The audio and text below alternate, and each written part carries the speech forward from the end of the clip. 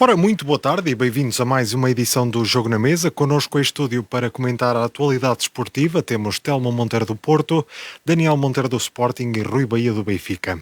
E comecemos pelo confronto na Noruega entre Bodo Glimt e Sporting, a contar para os oitavos de final da Champions.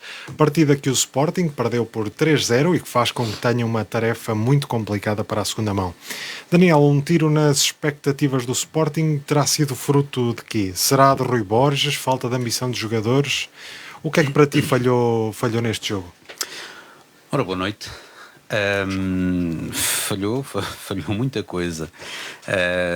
Começar por dizer que o Bodo Glimt surpreendeu, mas não é surpresa para ninguém. O Bodo Glimt é uma equipa que já o ano passado jogava assim, já o ano passado fez uma carreira fantástica e este ano deram seguimento, já fizeram resultados fantásticos e a forma deles jogarem não é surpresa para ninguém. Pode continuar a ser muito difícil de travar, mas surpresa não é. Caiu um resultado pesado, caiu um resultado que uma pessoa pode analisar por muitas perspectivas e há várias coisas que correram mal, tanto a nível técnico como a nível individual. Não gostei de todas as opções do Rui Borges. Também acho que não é ele que tem culpa de tudo. No entanto, é um misto, neste caso, não se pode apontar só uma parte. Nomeadamente, houve ali jogadores com um rendimento muito aquém, como o caso do Vajanides, do João Simões. Depois, aquela opção que condicionou de não haver lateral esquerdo, não haver, teoricamente, que levou o Fresneda a jogar do lado esquerdo. Também contesto. Eu percebo os receios, ainda mais sendo o Sporting uma equipa muito dada a lesões, os receios de apostar em certos jogadores, como é o caso de Nuno Santos, de Bragança, de Pedro Gonçalves, que são muito propensos a lesões. No entanto, se um jogador está no banco, é porque está em condições para jogar. E se está em condições para jogar e é a melhor opção para a posição, acho que deve jogar. Inclusive, houve adeptos que falavam na alteração, no regresso da formação dos três centrais, e aí poder-se ir jogar com o Jenny Katama e com o Fresneda. Possivelmente, também seria uma opção válida. Quem sabe se não seríamos tão confrontados com aquela avalanche de jogadores do Bodo, que às vezes surgiam ali, até em vantagem numérica. E seria uma possibilidade. Eu acho que as opções neste aspecto é a cota parte que eu aponto ao Rui Borges, que não foi a melhor escolha, tanto na questão dos laterais como na questão do João Simões, porque eu acho que é um jogador que em determinados jogos pode acrescentar muito, e ele tem sido aposta na Champions. Não acho que tenha sido feliz ultimamente, e o que eu vejo na forma de jogar do João Simões é que ou dá assim um bocado mais de dinâmica ofensiva, mas depois tem dificuldades em recuperar e deixa espaço nas costas, ou então quando recua encosta-se de tal forma aos centrais que fica um espaço na frente da defesa que pode ser aproveitado pelos adversários, e o Bodo aproveitou isso em algumas ocasiões. Quanto ao jogo, o Bodo Glimt não foi surpresa, como já disse, é uma organizada ali à volta daquele Patrick Berg, que é ali quase o cérebro da equipa. É uma equipa que gera muitas linhas de passe, execução extremamente rápida, e conseguiu aproveitar ao máximo as vantagens teóricas, com o caso da temperatura, o caso do sintético, o fator casa, tudo isso. Aproveitou ao máximo para criar dificuldades ao Sporting, que logo se percebeu de início, apesar do Sporting também ter tido ocasiões, foi mais ou menos repartido. Houve ali uma do Geni e outra do Soares, e também uma do Bodo, que o Rui Silva teve que sair aos pés do avançado. Mas depois há aquele penalti que desbloqueia o resultado, que é um penalti que eu duvido que o nosso campeonato fosse marcado. É muito contestável. Aquilo é até o amarelo. O encosto do... Bom, o problema neste jogo foi o amarelo, mas era amarelo por todo lado. O encosto do Vajanides é um encosto de ombro que o jogador aproveita. Os dois estão com a perna esticada para disputar a bola. Acho que aquilo, ver ali penalti, e o próprio VAR não chamar para dizer que, olha, Pois eu acho que tem a ver com o VAR na Europa geralmente só atua mesmo se houver uma certeza. Pois, exato, mas na dúvida deixaram a opinião inicial. É um lance que cá se calhar nem olhávamos duas vezes. Lá está. Também criticamos muitas vezes no nosso campeonato aquelas nitices do VAR que vai ao detalhe. Neste caso acho que foi ao contrário. Aqui é que o VAR foi ao detalhe de ver uma falta num lance que é perfeitamente casual, mas desbloqueou o marcador e entrou um pouco também de infelicidade que o Bodo procurou ser feliz e foi feliz. O segundo gol é um ressalto que faz uma assistência, deixa o jogador isolado na cara do guarda-redes.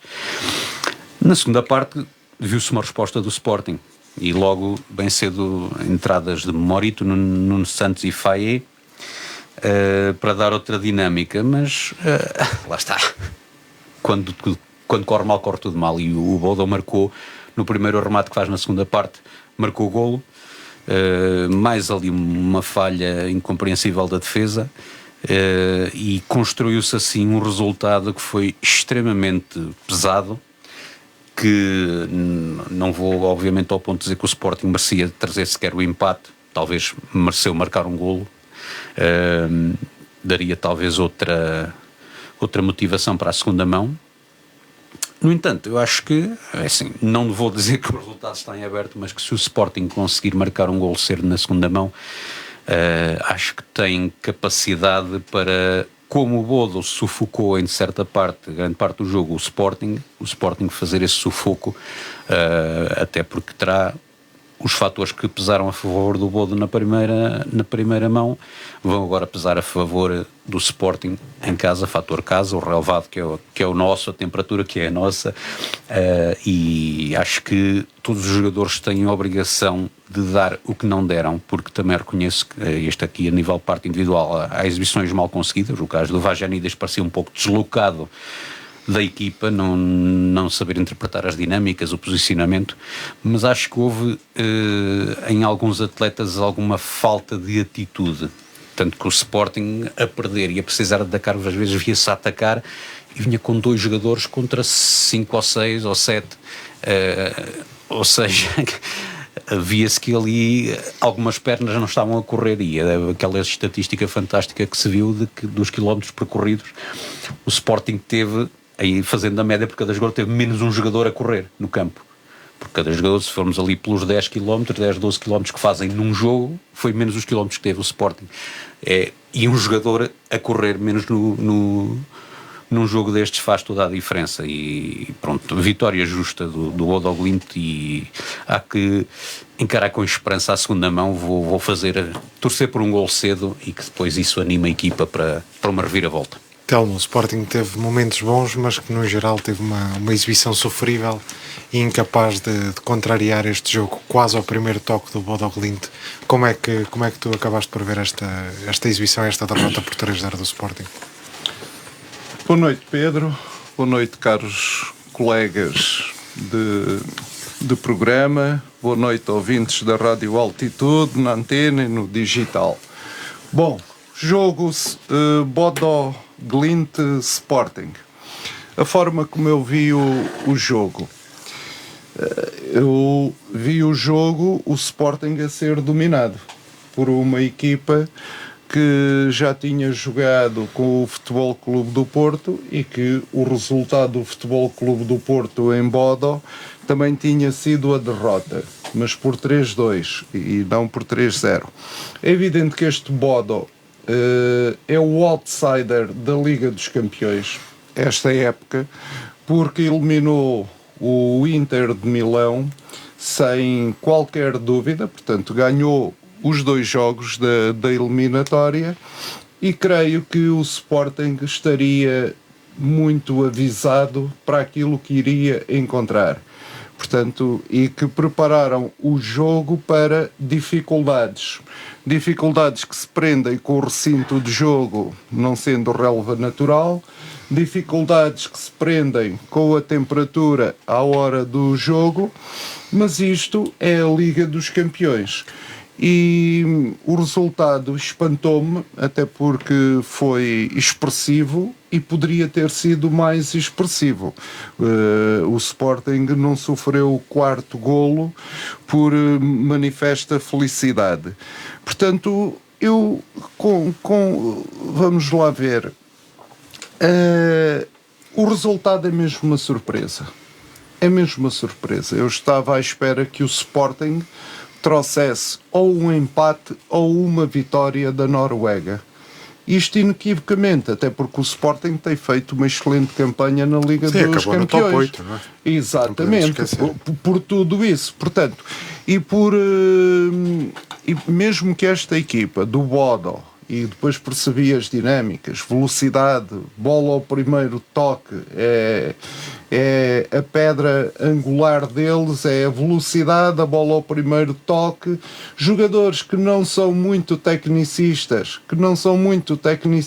mas que rematam de primeiro, fazem bons passos, colocam muito bem a bola em espaços livres, e aqui é que está a diferença. Eles não transportam muito a bola com o pé, é o passe longo para espaços, porque aqui também é a questão técnica, a aparecerem os jogadores e a surpreenderem a defesa do Sporting. É evidente, vimos como é que foram os golos, o Daniel já explicou aqui.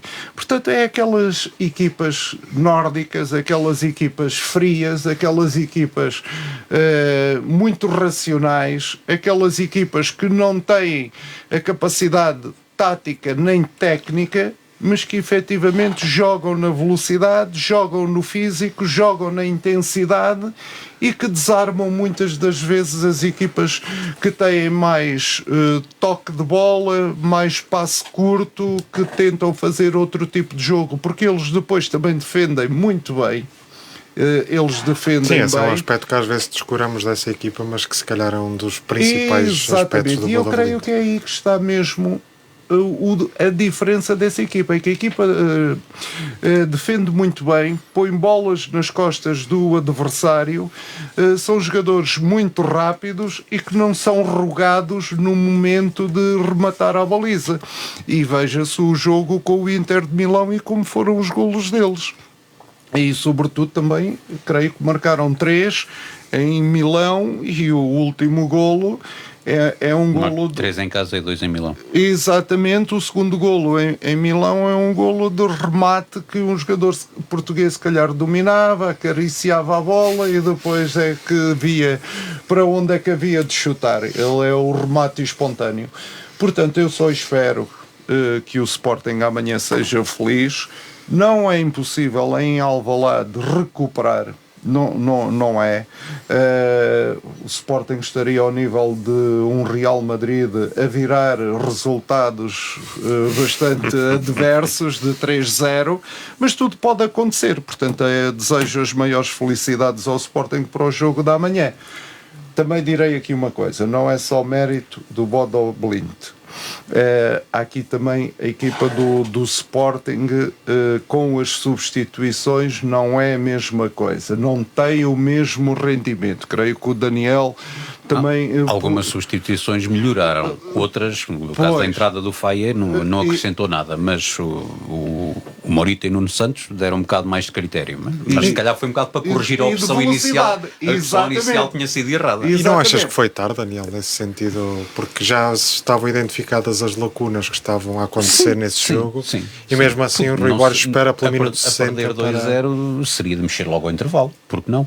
Porque parece que há esta tara, passo a expressão, dos treinadores de só a partir do minuto 60 mexer. Sim, também é verdade. Muitas vezes acho que é a minha Bem, há um treinador que mexeu ao intervalo aí num jogo passado e deu cabo daquilo tudo.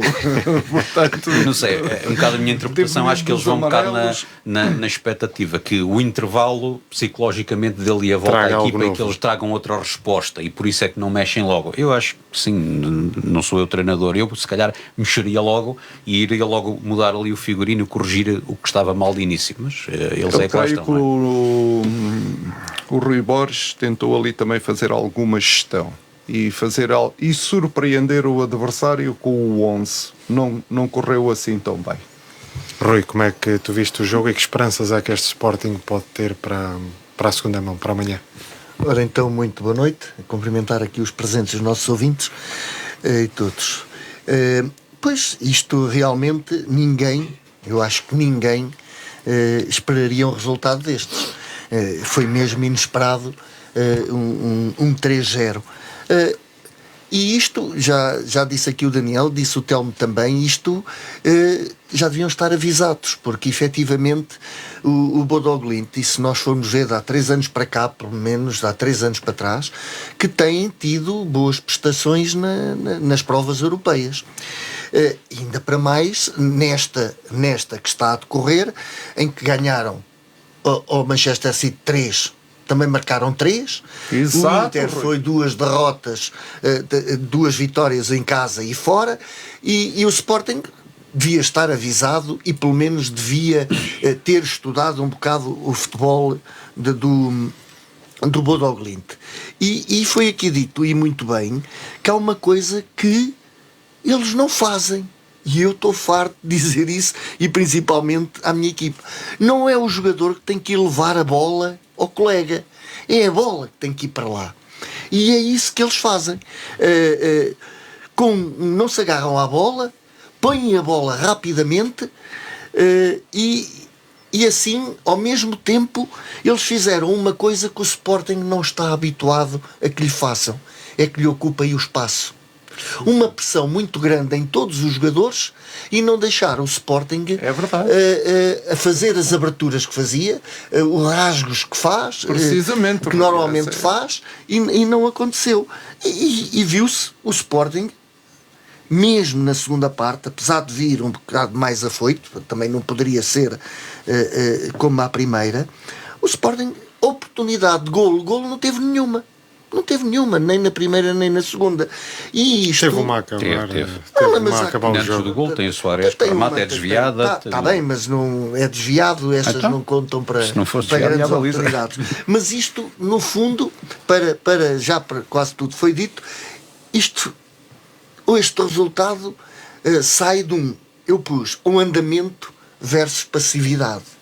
O andamento que o Bodo Glimt impõe no jogo, é verdade, e a passividade com que o Sporting andou a passear o tempo todo e não conseguiu ter o antídoto para contrariar aquilo que o Sporting está naturalmente e em todos os jogos habituado, é ter espaço, lançar a bola rapidamente. É um resultado pesado,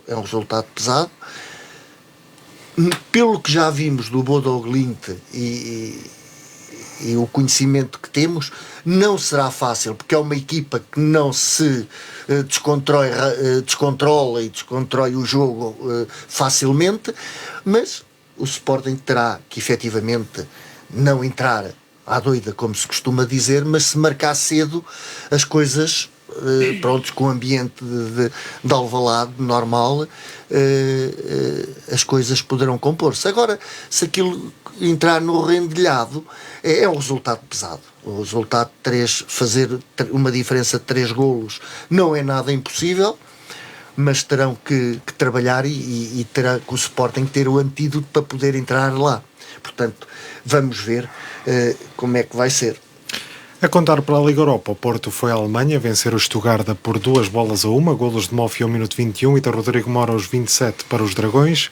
Já no Stuttgart foi Dav que marcou ao minuto 40. Telmo, jogo pragmático da turma de Farioli, com o Porto a trazer até um bom resultado para esta segunda mão. Sim, o resultado é muito bom, não é? Visto que jogar na Alemanha, jogar contra o Stuttgart, embora seja o 4º classificado, salvo erro, ou o 5º da Bundesliga, nunca será fácil. E o resultado é bom porque o 11 que entrou em campo, relativamente ao último jogo, tinha 8 alterações.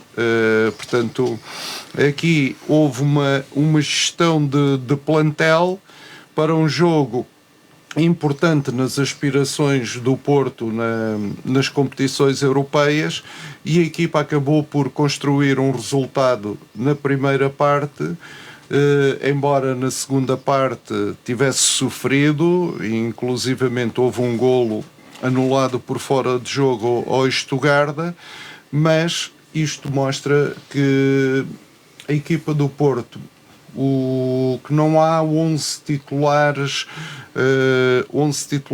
no campeonato, 11 titulares na Liga Europa e 11 titulares para a Taça de Portugal. Daquele leque, como eu tinha dito aqui a semana passada, de 16 jogadores, todos dão grandes garantias de competitividade, de motivação, de jogarem taticamente no sistema de jogo do Porto e neste caso implementado pelo Farioli. E como dizes também o Farioli, dos 23 jogadores que tem à sua disposição estão todos a bordo, o que significa que qualquer um deles pode entrar e render aquilo que se espera dele e que a equipa toda ganhe com isso. Portanto, acabou por ser uma eliminatória que acaba por estar, de certa forma, encaminhada, mas o Stuttgart também pode vir ao Dragão e fazer uma pequena maravilha, não é? Mas é sempre melhor ganhar do que empatar ou perder. Trabalhar nas vitórias é mais fácil. Exatamente, e nota-se que a equipa, portanto, também está focada nesta Liga Europa e deu teve um bom jogo e esteve muito bem. Rui, trazer uma vitória, nem mesmo que por uma diferença de um golo, é sempre positivo, ainda para mais da Alemanha, não é? Isso não traz dúvida nenhuma. Realmente é um resultado bom do Futebol Clube do Porto, que ninguém se calhar pensaria que fosse tão fácil, digo eu, a vitória, porque efetivamente o Porto faz 2-0 e não vemos ali a reação do Stuttgart. Nós tínhamos falado aqui, salvo erro, a semana passada, que há muitos campeonatos, efetivamente, que há equipas que são os eternos primeiros, mas depois, porque eu olhar para uma Alemanha, a potência alemã, e ver um quarto classificado que está dentro com os mesmos pontos do terceiro, com os mesmos pontos do terceiro, neste momento pressupunha ou dava a indicar que era uma equipa que realmente, mas é o que nós dizemos, está um Bayern que é consecutivamente campeão e depois todos os anos na Alemanha intromete-se, foi o Leverkusen, depois é o Frankfurt, depois é o Hoffenheim, que este ano está em terceiro, depois é o e viu-se que efetivamente estas equipas jogam num campeonato diferente do Bayern de Munique. Agora que o Porto ganhou e ganhou bem, o Porto a ganhar por 2-0, quando ao perto do intervalo o Stuttgart mete o golo, pensaríamos que a segunda parte fosse de uma reação totalmente diferente, mas não, foi equiparada. Foi uma segunda parte equiparada. Há uma oportunidade a mais do Stuttgart que poderia ter marcado. Neste caso, e contrariamente ao que do caso do Sporting, em que o árbitro ali não foi tão simpático, aqui aquela anulação do golo pronto, está ali, pelo menos tem um VAR que chama o árbitro para ir ver, porque ele nem toca na bola, mas interfere na jogada e tudo mais. Portanto, isto às vezes até é bom que aconteça, que se esqueçam que afinal a equipa que está do lado contrário é portuguesa. É um resultado que traduz a verdade naquele jogo, não há discussão. O Porto mereceu ganhar, o Stuttgart não fez o suficiente para empatar, mas que tem que ter cuidado cá, porque estas equipas às vezes fora, e este resultado não pode ser que o Porto habitua-se a estar a ganhar e depois a adormecer. Espero que não comece a adormecer logo desde o início. A gerir. Mas foi bom também no aspecto da vitória, para conseguirmos efetivamente a possibilidade de 3 equipas, 2 entrarem diretamente e a outra terceira fazer o play-off. Daniel, como é que viste este jogo e se achas que o Stuttgart é capaz de alguma gracinha nesta segunda mão? Nisto concordo com o Rui, porque terá que ter cuidado. A minha surpresa foi o Stuttgart a render tão pouco neste jogo, porque em comparação com o que faz no campeonato e com o nível dos jogadores que tem no plantel, a equipa para produzir muito mais, mas pronto, também não se pode tirar obviamente o mérito ao Porto, que fazendo da eficácia ali a sua arma, conseguiu construir um resultado de 2-0, até podiam ser, tinha uma bola na trave e teve uma outra grande ocasião, portanto mereceu essa vantagem, apesar do Stuttgart ter reduzido num golo que acho que teve ali aquele lance, na altura havia ali assim uns protestos que se calhar se fosse cá ia-se ao detalhe e até se anulava, mas o Porto foi pragmático, baixou as linhas, trouxe um excelente resultado para a segunda mão, tem tudo, tem a faca e o queijo na mão para passar a eliminatória, até resgatou ali um Zaidu que andava ali meio esquecido e fez ali uma grande assistência para o Rodrigo Mora. Portanto, nada a dizer, o Telmo bem disse que vinha para falar bem do Futebol Clube do Porto e nós também temos aqui uma dificuldade em falar mal, portanto. Nesta Liga Europa, só aqui o detalhe foi, não sei se ias tocar, é dizer a fraca prestação do Braga. Do Braga, sim, eu vi o jogo e foi mesmo muito, muito fraca. Não estava à espera. A perder 1-0 ao intervalo. Ele na segunda parte ainda foi pior que a primeira, e já a primeira foi má. Ficou esse pormenor. Para a 26ª jornada do campeonato, o Benfica foi a Arouca defrontar a equipa da casa num jogo que acabou com o resultado favorável para as Águias de 2-1. Golos de Barbero ao minuto 7 para a equipa de Vasco Seabra. Do lado da equipa de Mourinho foi Rios ao minuto 50 e Ivanovic ao minuto 90 mais 6. Muitos lances de perigo de parte a parte, mas o resultado acabou mesmo por pender para o Benfica, que igualou assim os 62 pontos do Sporting, que tem um jogo a menos. Rui, que análise fazes a este encontro, a esta vitória ao cair do pano? Também nos tem que calhar de vez em quando. Também. Estrelinha. Nos tem que calhar de vez em quando. E outra ainda melhor, chegámos ao pé do Sporting. Não sei se o jogo com o Tondela se vai realizar, não sei se há data, se não. Creio que ainda não há data. Se vale a pena ou não. Mas agora, fora brincadeiras, eu vejo, olha, com tristeza. Isto, para mim, é uma tristeza a maneira como o Benfica não consegue encarreirar. E eu continuo aqui a bater no ceguinho. Não sei o que vai na cabeça daqueles jogadores, do plantel, da equipa técnica, o que é que trabalham durante a semana e tudo mais, porque começa-se o jogo, pronto, parece que não estamos lá, surge o lance do penalti, que já aqui discutimos a semana passada com o do Sporting, que temos que considerar que efetivamente é penalti, mas são lances à queima, em que um mete a cabeça, outro mete a cabeça e vai ao braço. Pronto. Isto em situações lá fora já começam a não apitar muitos lances desses, mas temos que aceitar e é o penalti. E eu aqui continuo a dizer, é que depois é a dualidade de critérios. Depois, logo ao minuto 19, já não há aquela insistência de mandar ir ver o lance, de analisar, e estou-me a referir sobre o Pavlidis, em que aquilo é um agarrar por cima do ombro, puxá-lo para trás, que eu agora fico à frente. É isto que a mim me custa ver no nosso futebol, que não há uma grande dualidade de critérios, não há unanimidade nestes lances, e para umas coisas vê-se tudo, para outras não se vê nada. Isto não invalida a atitude que o Benfica teve em toda a primeira parte, em que foi superior o Arouca, poderia e teve mais oportunidades para marcar o segundo golo do que o Benfica, efetivamente, se não fosse o lance do penalti, ter a oportunidade de empatar o jogo. A segunda parte começa logo aos 5 minutos da segunda parte com o golo do empate e está o tempo todo para se jogar, e nós vemos que a equipa falta-lhe garra, falta-lhe aquilo que falta ao Bodo, que é pressão. Falta, não, que teve.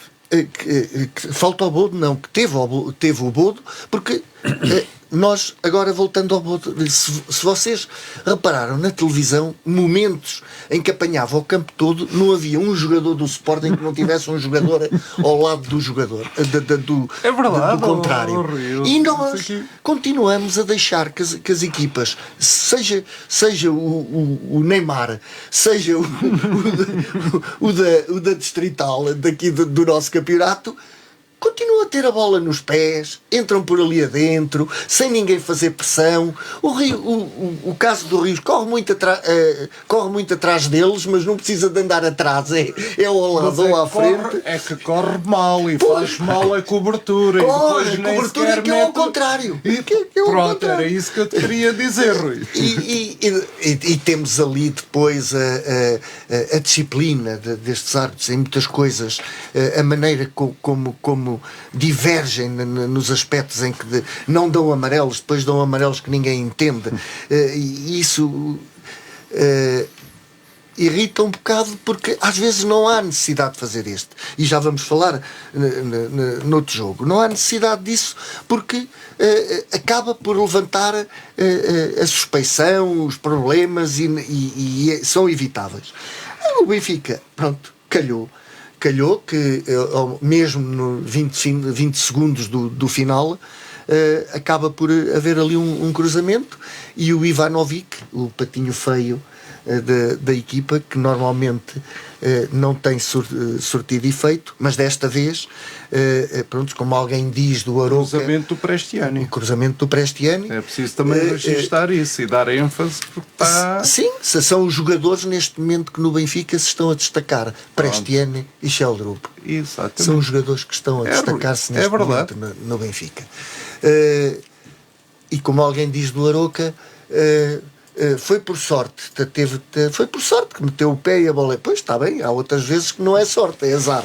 Mas isso é o futebol, é isso mesmo. Portanto, é uma vitória que, ao cair do pano, já ninguém se calhar esperaria. Eu já não esperava naquela altura, mas que é o que eu digo, estas vitórias às vezes trazem ânimo. Costuma-se dizer, é a estrelinha de campeão, mas jornada atrás jornada isto parece que voltamos sempre ao mesmo, e isto deixa-me um bocado descrente, porque era até para estar animado, para dizer, pronto, estamos, pressão sobre o Sporting, isto ou aquilo, mas quando vem o jogo a seguir, parece que voltámos com o filme atrás e as coisas. E isto... Eu tenho muita esperança que o Benfica melhore significativamente. Pois tens, mas precisas dessa esperança? Precisas. Eu acredito muito no Futebol Clube do Porto. Mas se pudermos ter uma vitória do Benfica, melhor. Isso a última vez que nós estivemos à espera Quando chegar a minha vez de a última vez que estivemos à espera dos outros. Para o Benfica hoje. Também tenho aqui uma simpatia para o Benfica, que enquanto adepto do Futebol Clube do Porto deveria ser a negação, mas a seu tempo lá chegaremos. Há de chegar a minha Podes falar. O tempo de falarmos no Arouca Benfica, de eu comentar, portanto... Mas podes falar, e até te perguntava já agora, porque realmente o Benfica não proporcionou, mas também proporcionou algumas hipóteses aos seus avançados para marcar, várias oportunidades, mas o Arouca também teve várias oportunidades. Eu questiono se até haverá aqui alguma falta de um patrão quando o Otamendi não está. O que é que poderá ter gerado essas oportunidades? Pedro, eu vou-te dizer, a falta do patrão, que eu já digo, ando a dizer isto desde o início, é ali no meio campo. É quem segura a bola. E nos centrais, não? Não, eu estou a dizer patrão, a jogar, sim. a jogar. É o jogador que assume o jogo, que prende a bola, que abre o jogo. É o que o Benfica não tem, porque o Benfica... É o maestro. O Benfica é o maestro, Como no tempo do Valdo. Estava do Costa, que era o maestro. A nível defensivo, eu vejo desde o início da época ali uma carência a nível de centrais quer dizer, apoio do Benfica apoia-se num veteraníssimo, que muitos lances já se viram a falta de pernas. Mas Daniel, e não dois é por aí miúdos que o Benfica tem os resultados que tem. É a falta de eficácia, muitas vezes será. Muitas delas, mas não é por aí. Não é porque tu vais a ver entre mas já tiveste vários casos em que tanto o Tomás Araújo como António Silva ficaram ali aquém, e o lance que deu o gol, não é? Mas isso é porque, quando eu digo assim, quando és tu que tens a posse da bola e tens ataque, a defesa está descansada. Agora, quando estão sempre em cima da defesa, coitados, são eles, só lá estão 4. E é o que acontece. Aí é a tal história do guarda-redes de equipa grande que não dá muito nas vistas, quando é chamado tem que responder. Aqui é a mesma coisa com os centrais. Respondendo aqui ao Pedro e à questão que ele me fez, as oportunidades do Arouca, eu devo dizer que depois de estar 1-0, o Arouca podia ter feito 2-0. E o Benfica até lá não tinha tido nenhuma oportunidade. Mas devo dizer também o seguinte: o Benfica reagiu apaticamente ao golo sofrido. Fez uma primeira parte muito abaixo daquilo que é o seu plantel e o custo do próprio plantel. O Benfica, diz o Rui, não tem um patrão no meio-campo. É verdade. Mas o Benfica joga num sistema tático com 2 trincos, segundo me parece. E aqueles trincos não funcionam. Não são trincos. Porque os trincos devem proteger, são a primeira parte da defesa. É um trinco. É um trinco, é por isso mesmo, para fechar tanto à direita, tanto à esquerda e fechar os corredores. Mas o Benfica, mesmo a jogar com 2 trincos juntos, e as equipas a canalizarem o jogo pelo centro, que era o caso do Arouca, aqueles trincos não estavam lá. E depois a defesa ressente-se mesmo. Aliás, um dos problemas do Benfica é a recuperação. O Benfica até sai muito bem para o ataque, mas depois, se a outra equipa for rápida a construir o jogo de saída, os jogadores do Benfica não recuperam. Dizer só aqui uma coisa, e eu disse que ia ser simpático e porque quero manter a coerência e porque a mim, enquanto portista, não me custa nada e posso não estar alinhado com aquilo que é negação sempre que acontece ao Benfica, mas eu queria aqui dizer, analisando o penalti que comete o António Silva, para mim não é penalti. Ele salta a bola. Vão os dois de cabeça, ninguém está a olhar para a bola. Pronto, Rui, ninguém então sabe onde anda. Lá, eu estou de acordo com a análise que tu fazes. E custa-me porque todo o movimento do jogador, a impulsão no ar, é o movimento natural do corpo. E a bola bate-lhe no braço. Ou seja, é bola no braço e não braço na bola. Agora, vêm aquelas teorias sempre a dizer é a volumetria. Desculpem lá. Para saltar a uma bola, aquela é a volumetria considerada adequada. O braço não está na posição normal. Mas que posição normal para quem salta? Rui, pronto, exatamente, porque eu acho escandaloso para estas questões e acho, eu se fosse jogador não fazia, se fosse treinador não recomendava, e se um jogador meu fizesse isso, dizia, olha, tire lá os braços de trás das costas. Dos bolsos, porque qualquer dia chegamos ao ponto de os jogadores terem que jogar amputados dos braços. Mandar fazer equipamentos com bolsos também dá. Essa situação. Portanto, aqui dizer que, por mim, pronto, não seria penalti, mas o VAR interviu, o VAR validou, portanto, aí é a velha questão. E dizer que o Benfica atravessa um momento de grande instabilidade, o que também, de certa forma, se poderá compreender. O Benfica, neste momento, joga apenas e só uma competição. Eu durante a semana fui pensando neste jogo e disse, o Benfica vai ter muita dificuldade em Arouca. Até porque aquele treinador do Arouca é um bocadinho afoito. E desta vez até no pré-jogo eu acho que ele foi afoito demais, porque tem que respeitar que o Benfica tem o palmarés que tem, e é o Benfica. Agora ele dizer nós vamos ganhar ao Benfica, bom, ele se tivesse um bocadinho mais de calma e de serenidade, agora é típico tudo vamos fazer para ganhar. Exatamente, quer dizer, é preciso ter-se um bocadinho de calma. Eu não estou aqui a tirar mérito ao Arouca, que se tivesse empatado o jogo não escandalizava ninguém. Se tivesse feito o segundo golo também não escandalizava nenhum benfiquista, acho eu. Pelo menos todos aqueles que têm a tua forma de ver futebol, Rui. Mas isso é evidente. Então, eles tiveram a oportunidade para marcar o segundo. Nós não tivemos. Exatamente. O possível penalti foi a única oportunidade que o Benfica precisamente podia ter. Até lá não. Exato. E quando o Benfica marca ao minuto 50, eu digo assim, bem, isto agora até se parte aqui para uma goleada e o Benfica quer marcar aqui uma posição de que está a lutar pelo segundo lugar e que vai dar aqui uma alegria aos adeptos depois do empate contra um adversário direto. Não aconteceu isso. E esperemos o próximo jogo do Benfica, porque o Benfica pode estar em queda. Porque aquilo todos ralham e parece que ninguém tem razão. Telmo, desculpa lá, o Daniel tem que falar. Agora em queda já não pode todos ralham, não. Já não pode haver mais queda, acho Todos ralham, não estou agora. O Mourinho até anda calado, Telmo. Não ralha com ninguém, agora está anda caladinho. Um blackout posterior, lá dentro devem andar todos a ralhar. Também não sejas tão mau, ainda queres uma queda maior. Rui, desculpa lá, não, porque tu o ano passado até foste bonzinho quando nós tivemos a pior época de sempre, com o Anselmi, mas que pelos vistos o problema estava mesmo no treinador, que ele no Botafogo também já está a pegar fogo. Exatamente. Daniel, como é que tu viste esta aproximação do Benfica? É que já como vi, foi claro que sabia que era um campo difícil, tinha expectativa e não esteve assim tão longe de perder pontos. Aqui, abordando logo aqui o início do jogo, começa com o penalti. Em certa medida tenho que discordar com o Telmo, porque os lances, seja de penalti, seja o que for, têm que ser regrados de forma a que a opinião conte cada vez menos. Ou seja, encaminhar para a factualidade.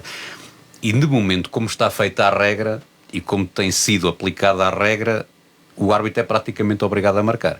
Se alterar a regra, e se colocar a casualidade ou a intencionalidade como sendo um critério essencial, então, nesse aspecto eu concordo contigo. Eu também acho que não há intenção, ok, ele está ali, cabeceia a bola e a bola vai-lhe bater na mão. Se não há intenção, tudo. Mas como está feito. Então eu vou-te dizer. Depois tu raspasse na cabeça do António Silva já não era penalti. Sim, mas neste caso até é uma bola que se encaminha para a baliza, na direção da baliza. E os árbitros são praticamente obrigados a marcar isto. Não são. A regra atual, e vou dizer isto com toda a segurança, a questão é que há alguns senhores da arbitragem que se calhar não entendem aquilo que lhes é dito nas ações de formação. Não querem entender. Que é o seguinte, naquele caso digam-me só uma coisa, há uma ação do António Silva. Qual foi a consequência dessa ação? Era favorável ao Aroca ou não? Acham que a consequência dessa ação dele, o Aroca teria a oportunidade de marcar o golo? É esta a questão. Mas está tipificado que sempre que um jogador, por exemplo, eu disse aqui a semana passada que o golo o penalti a favor do Sporting também não era.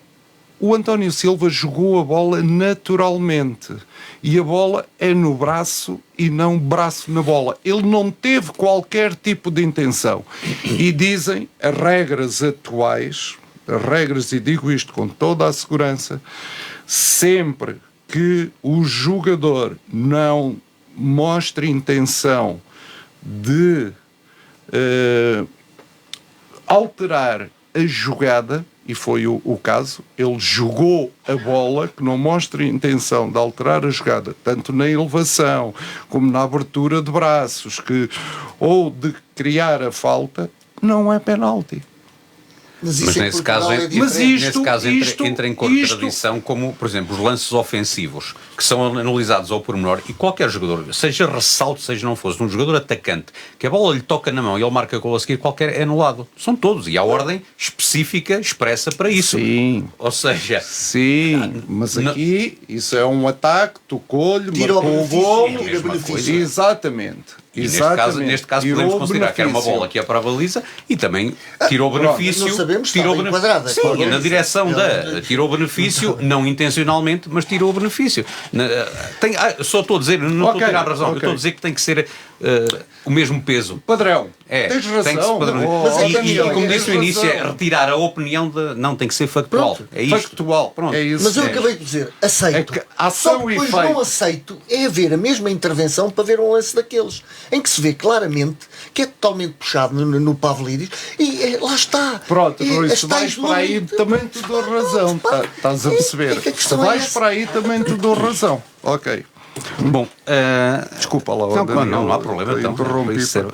depois o Benfica respondeu a nível mais posse e tudo, mas como já disse o Telmo, quem podia ter marcado o segundo foi o Arouca, que quando se aproximava fez-o sempre com perigo, mesmo no início da segunda parte. Mais uma grande ocasião do Arouca, podia ter marcado. E o Benfica chegou ao empate num lance que até assim um bocado, uma equipa que o Arouca estava bastante certinho, tem uma falha de marcação tremenda quando um jogador está na pequena área e nem precisa Nem de levanta saltar, os pés. nem tira os pés do chão para cabecear, Não tira é os porque pés do algo chão. ali falhou muito. Está totalmente. Está sozinho. completamente sozinho. O Arouca quebrou um bocado na pressão, o Benfica também foi procurar ali chegar à vitória, no entanto continuou a ter ocasiões. Há aquele cabeceamento, passa ali a arrasar o poste, que poderia ter sido o... Podia ter o sido Benfica 2-1. também lá tem. O Também Benfica tem. também tem. Guarda-redes Mas está também. a procurar, claro. Mas pronto. Só por dizer que o Arouca nem por isso deixou de o procurar. Depois, aqui no final do jogo, eu lembrei-me, com as devidas Não vais proporções. dizer que te lembraste do jogo do Porto. Lembrei o jogo do Porto nos Açores, com as devidas proporções. Não, eu faço. Porto Arouca, Não, Porto eu faço. Arouca. Não viste o penalti do Arouca? O penalti do Não, eu ia Arouca. comparar o do Porto com o Santa Clara, com as devidas proporções, porque acaba por ser uma oferta, porque o Arouca está no último minuto e tem tudo a seu favor. Tem ou pôr a bola lá na frente, ou segurar a bola.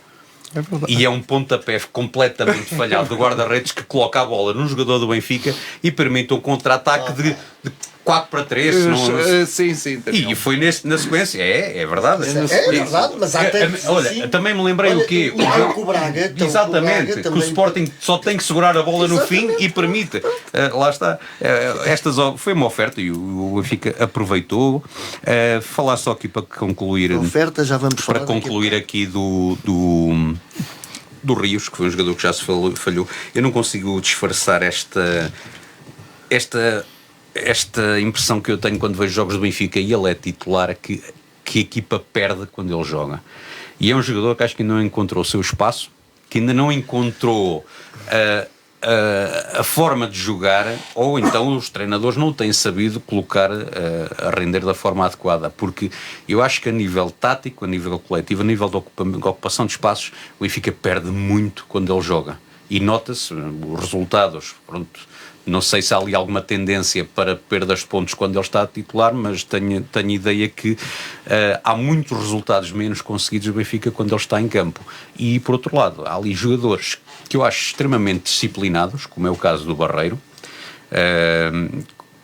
e outros que têm uma utilização muito esporádica, que se calhar vão merecendo mais, como é o caso do marcador do golo, e lá está, e foi um jogador que não foi barato, e tem estado continuamente no banco com poucas oportunidades, e no entanto depois vemos jogadores também, ok, a questão do preço foi relevante porque foram caros, que é a dupla habitual do meio campo, o Rios e o Barrenechea, que a performance continua a ser inferior ao custo, na minha opinião. E aquilo que estás a dizer, eu questiono esta situação.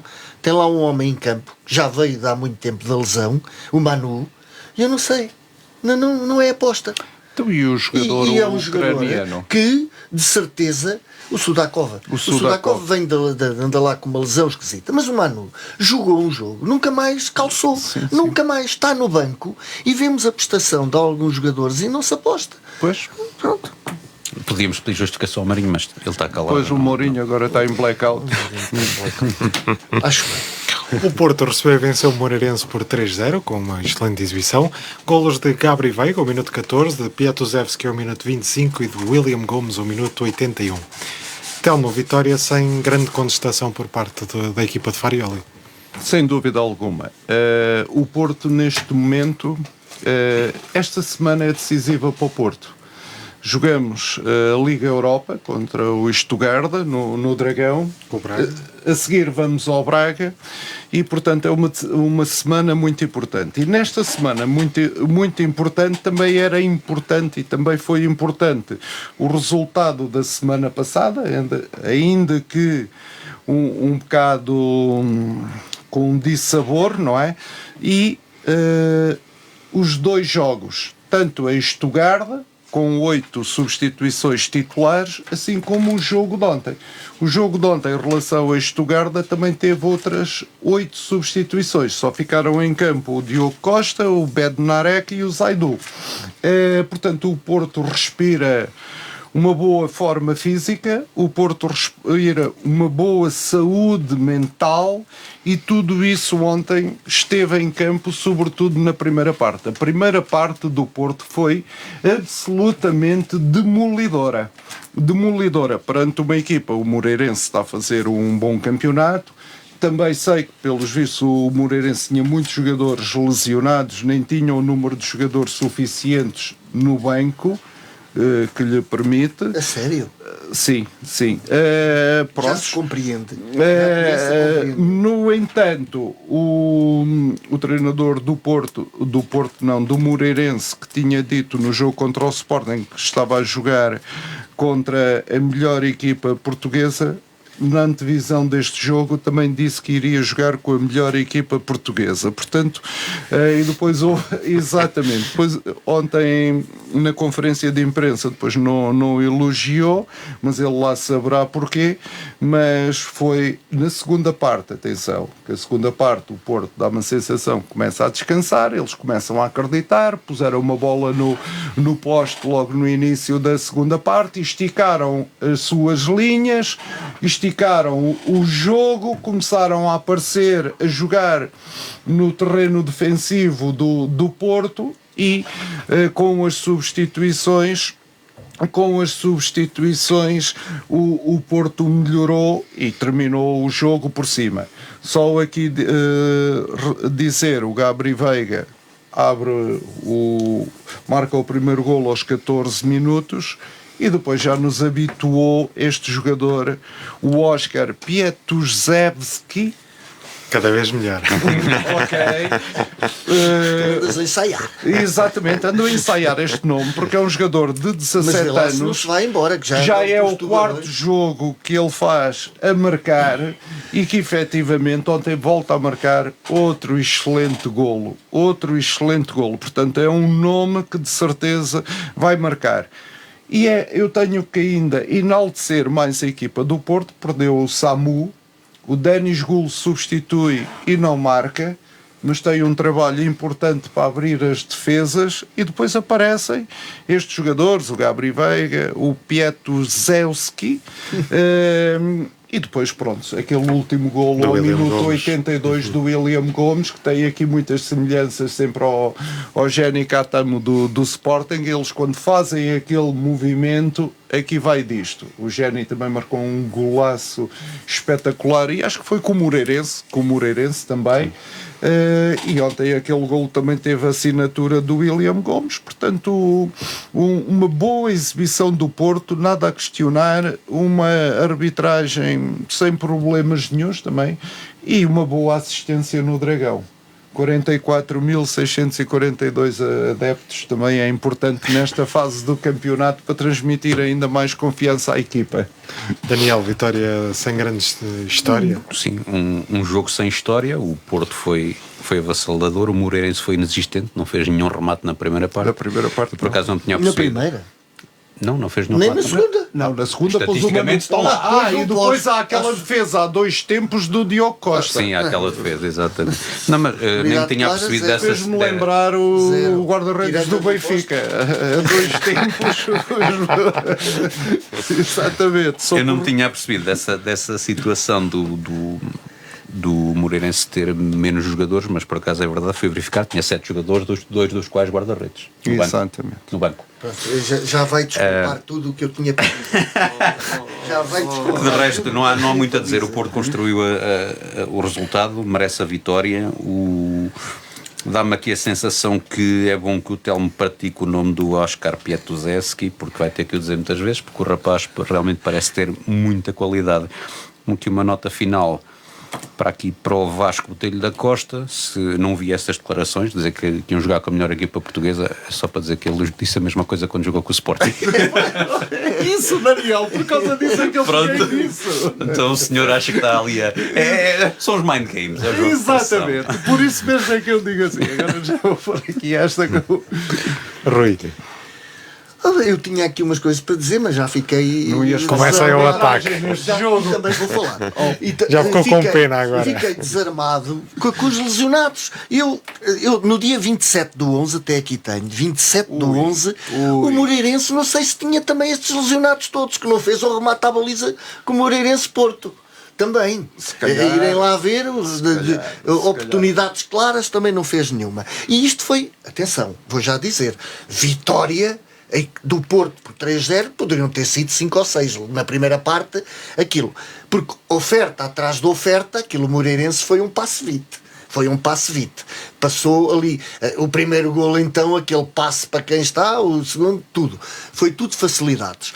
É a pressão no campo. E a alteração também do Frodol. O sistema tático. Ele dizia que o sistema tático, o Vasco Botelho da Costa, dizia que o Porto é uma equipa muito fácil de analisar. Pois é. Porque o sistema é sempre o mesmo, estás a perceber? Mas o que eu digo é o seguinte: na primeira parte nem passaram do meio campo. É verdade. Isso também tem mérito também do Porto. Mas foi pronto, avassalador. É uma equipa e o que Frodol jogou realmente noutra posição, estás a perceber? Trocou-lhe as voltas. E depois, só para dizer isto, e muito rapidamente, sim, não há necessidade. Não há necessidade. Porque não invalidava nada. Aquela já é uma senhora que está no VAR e já tem o vício dos homens, pá. Aquele Zaidu, para onde é que ia? O vermelho. Por amor da santa. Oh, Rui, pois. Lá está. Não há necessidade para levantar estas coisas. E depois, o homem que marca o terceiro golo, que está habituado a marcar uns golitos, o Sporting que se lembra na primeira volta, a estreia dele, andou a pedir o cartão, 4 faltas seguidas, agarrou no e cartão. Mas porquê?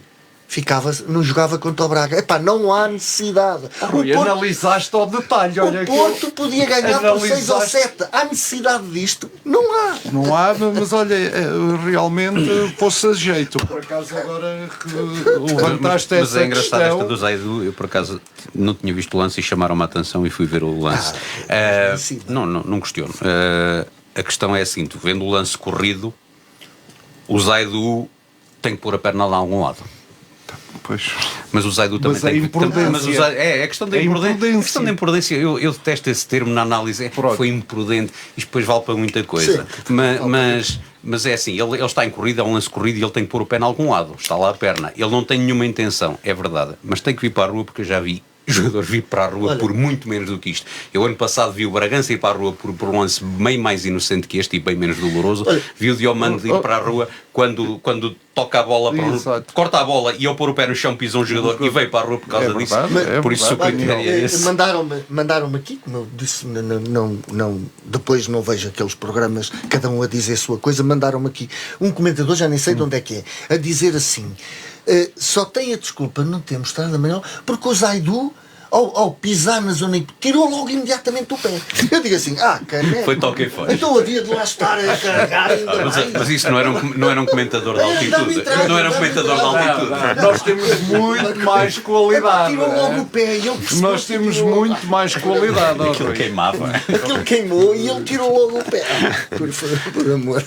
Dar só aqui uma vista de olhos no calendário desta semana, em que o Sporting vai defrontar o Bodo em Alvalade, esta terça-feira às 5h45. O Porto defronta também em casa o Stuttgart, quinta-feira, dia 19, às 8 da noite.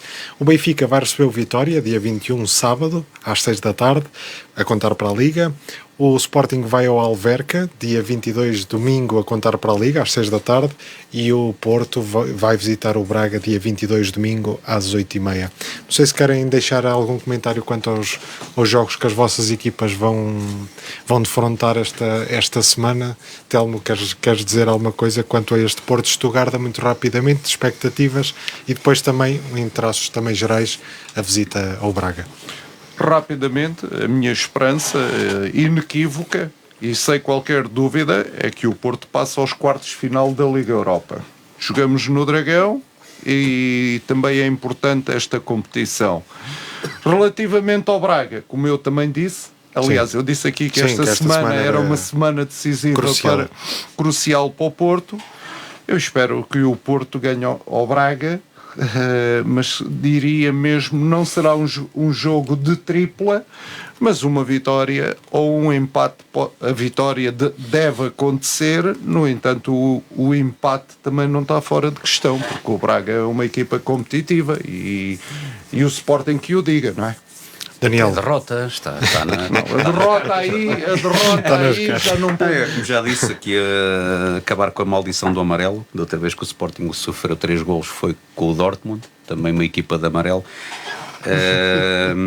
Marcar cedo e virar, há que ter fé, há que acreditar, e depois no jogo com o Alverca trazer os 3 pontos para pressionar o Porto, obviamente. Rui. Olha, eu em relação só aqui ao Porto e ao Braga, achei estranho não porem o jogo para a segunda-feira, quinta, jogar em quinta, sexta, sábado. Eu não sei se o Sporting vai jogar em Alverca. Pode ser que também seja adiado. Já estás a levantar aqui uma questão.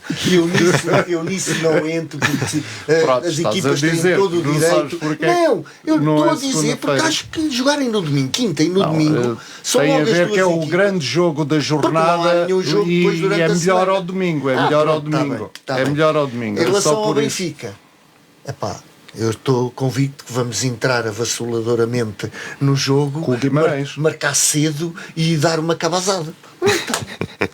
Obrigado a todos por terem estado desse lado. Agradecer também ao Telmo, ao Daniel e ao Rui por terem estado presentes. A reposição do programa é amanhã, terça-feira, às 10 horas. Até para a semana.